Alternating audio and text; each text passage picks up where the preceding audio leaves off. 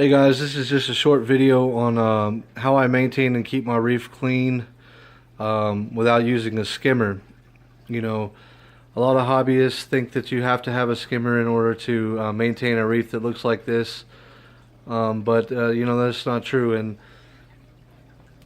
you're gonna see like green algae growing on the glass and stuff. And you know, I haven't cleaned the glass all week. But I'm getting ready for my water change coming up pretty soon. And then what I do is biannually, I'm gonna do a system purge using natural products. You know, so what I mean by a system purge is I'll end up doing some biological filtration and waste management, and then I'll do a large probably about 60% water change to kind of reset the system and get the excess nutrients out of the tank so that, you know, I don't have crazy loads of hair algae. So the products that I use are the waste control, primarily the biological cleaner, and in conjunction with that is the concentrated biological booster. I also use a product on a weekly basis, you know, or bi-weekly basis, called Microbliff Special Blend. It smells really awful, but it's good for the tank. So I'm a firm believer in using biological methods to maintain, you know, a clean environment. Along with that, I have a pretty decent cleanup crew. I got tons of the shrimp, and I have you know, crabs pretty much everywhere, all in the tank doing work, eating that algae. I have, you know, 20 or so red-legged hermits. I got about 50 just regular hermit crabs. I got 10 emerald crabs. So I have a really healthy cleanup crew, and I have about, you know, 20 fish. 20 fish, you know, so and they're not huge fish, they're all little ones. And then I have the tangs. Now when I get up close to the tank, a lot of my fish, they immediately dart into the rocks and they hide and wait till I'm not close anymore. So going into this purge, the system purge, you know, I use Fluval waste control, and basically it helps reduce aquarium maintenance by actively digesting waste buildup on gravel, power filters, decorations, and interior surfaces. And then waste buildup, initial dosage is 10 mil per 10 gallons. So for a tank this size, it's 150 mils.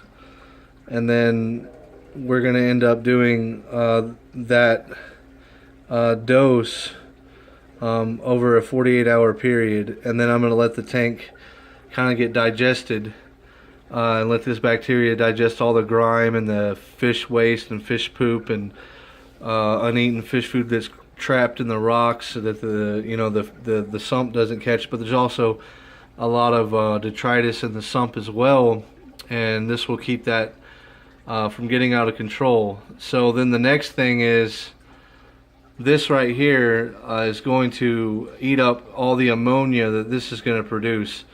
If you overdose this product in your tank, you can have an ammonia spike and kill hundreds and hundreds of dollars worth of fish. And in a reef tank, that's just no fun. I mean, it ain't fun in any tank, but especially in a reef tank, when some of these fish cost $60, some are $50, and these corals are worth over $100 a head for some of them in here.